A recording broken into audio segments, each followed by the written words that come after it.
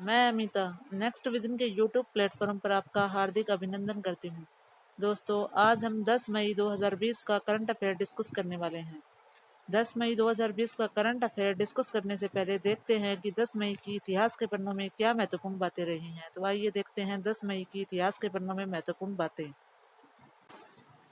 दोस्तों, 10 मई 1916 को नीदरलैंड की राजधानी एम्स्टर्डम में ऐतिहासिक शिप पोर्ट संग्रहालय खोला गया था। आज ही के दिन 1981 में पहली बार बॉम्बे रात में क्रिकेट मैच खेला गया था। 2003 आज ही के दिन मोजाम्बिक के राष्ट्रपति जो कि अल्बर्टो फिसानो 6 दिवसीय यात्रा पर भारत पहुंचे थे। आज ही के दिन 2007 में अंतर्राष्ट्रीय श्रम संगठन ने कार्यस्थली पर होने वाले भेदभाव पर रिपोर्ट जारी की थी। आज ही के दिन 2014 दक्षिण अफ्रीका में आम चुनाव में अफ्रीकी नेशनल कांग्रेस की जीत हुई थी। और अब आज का करंट अफेयर का हमारा पहला टॉपिक है। पश्चिम बंगाल की मुख्यमंत्री ममता बनर्जी ने कोविड-19 संकट को कवर कर रहे पत्रकारों और फ्रंटलाइन वर्कर्स का कितने लाख रुपए का जीवन बीमा कराने का ऐलान किया है। वह 10 लाख रुपए का जीवन बीमा। पश्चिम बंगाल की मुख्यमंत्री ममता बनर्जी ने कोरोना योद्धाओं के लिए 10 लाख रुपए के स्वास्थ्य बीमा की घोषणा की है, जिसमें पत्रकार भी शामिल होंगे। पश्चिम बंगाल में भी कोरोना वायरस के मामलों में लगातार बढ़ोतरी देखने को मिल रही है। सरकार के अनुसार बंगाल में अब तक 1106 संक्रमित मामले सामने आए हैं, जिनमें से 33 की मौत हो चुकी है। इनमें से 151 लोग ठीक भी हो चुके हैं। अब टॉपिक नंबर 2। विश्व एंटी डोपिंग एजेंसी वाडा ने डोप टेस्ट में फेल होने पर भारतीय डिस्कस थ्रोवर संदीप कुमारी पर कितने साल का प्रतिबंध लगाया है? वो है 4 साल का प्रतिबंध। विश्व एंटी डोपिंग एजेंसी वाडा ने डोप टेस्ट में फेल होने पर भारतीय डिस्कस थ्रोवर संदीप कुमारी पर 4 साल का प्रतिबंध लगा दिया है। उन पर 26 जून 2018 से यह प्रतिबंध लागू होगा, क्योंकि इसी दिन टेस्ट के नमूने लिए गए थे। इससे पहले भारतीय डोप टेस्टिंग लेबोरेटरी को संदीप के खून में कोई प्रतिबंधित तत्व नहीं मिला था। और अब टॉपिक नंबर 3। किस भाषा के मशहूर कवि और प्रोफेसर के.एस. निसार अहमद का 84 वर्ष की उम्र में निधन हो गया?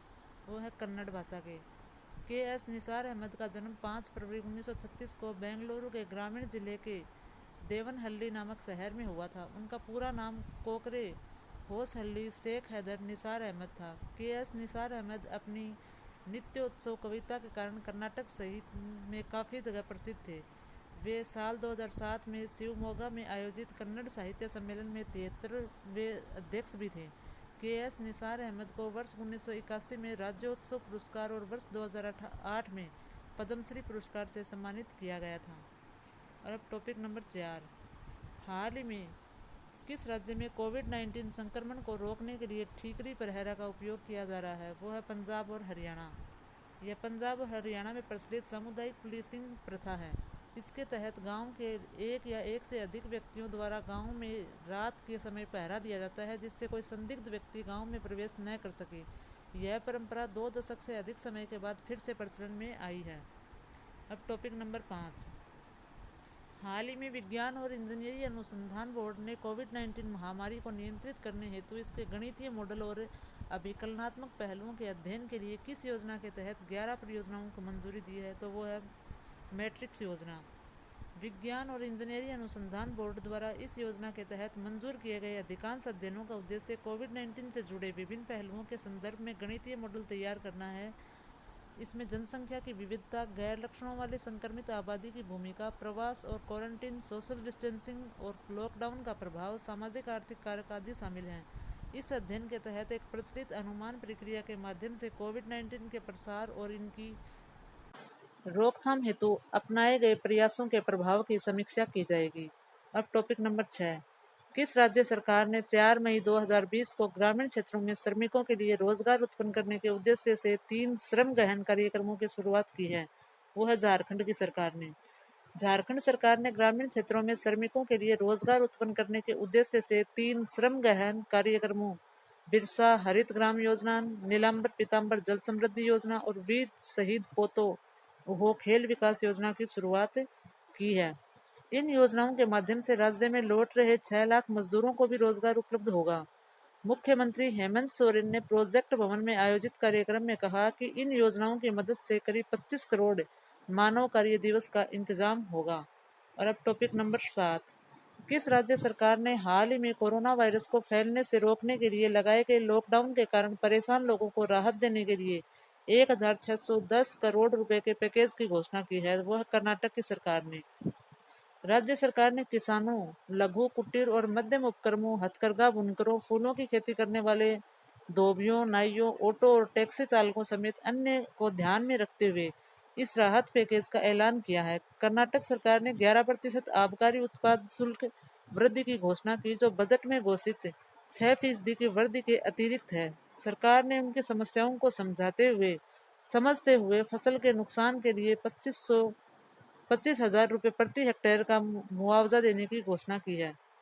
टॉपिक नंबर 8, हाल ही में किस योजना के अंतर्गत 39 करोड़ से अधिक लोगों को 34,800 करोड़ रुपए की वित्तीय सहायता दी गई है? वो है प्रधानमंत्री गरीब कल्याण योजना। केंद्र सरकार ने कोविड-19 लॉकडाउन के दौरान गरीबों की मदद के लिए इस पैकेज की घोषणा की है। वित्त मंत्री निर्मला सीतारमण ने 26 मार्च को 1.70 लाख करोड़ रुपए के इस पैकेज की घोषणा की थी। इसके तहत सरकार ने गरीबों को मुफ्त खाद्यान्न के साथ महिलाओं, बुजुर्गों और किसानों को नकद भुगतान देने की घोषणा की थी।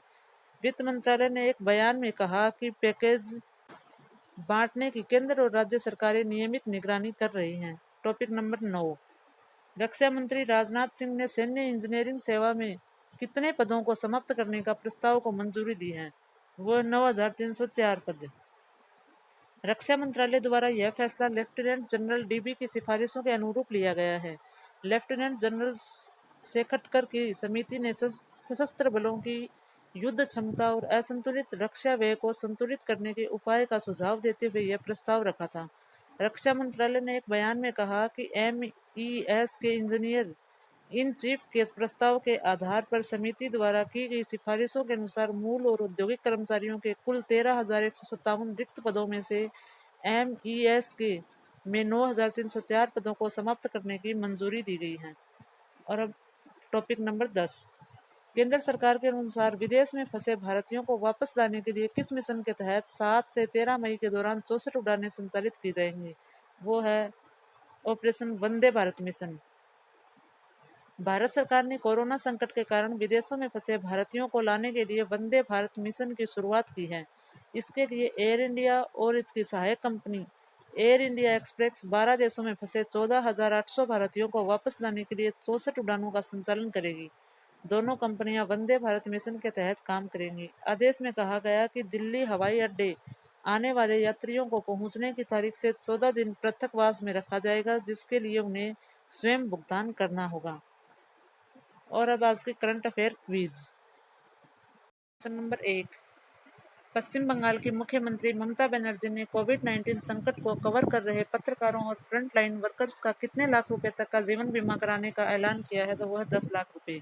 क्वेश्चन नंबर 2, विश्व एंटी डोपिंग एजेंसी वाडा ने डोप टेस्ट में फेल होने पर भारतीय डिस्कस थ्रोवर संदीप कुमारी पर कितने साल का प्रतिबंध लगाया है? तो वो है 4 साल का।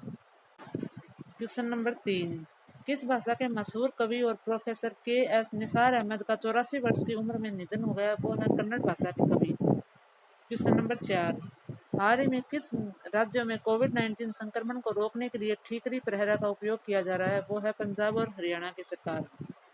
क्वेश्चन नंबर 5, हाल ही में विज्ञान और इंजीनियरिंग अनुसंधान बोर्ड ने कोविड-19 महामारी को नियंत्रित करने हेतु इसके गणितीय मॉडल और अभिकलनात्मक पहलुओं के अध्ययन के लिए किस योजना के तहत 11 परियोजनाओं को मंजूरी दी है? वो है मैट्रिक्स योजना।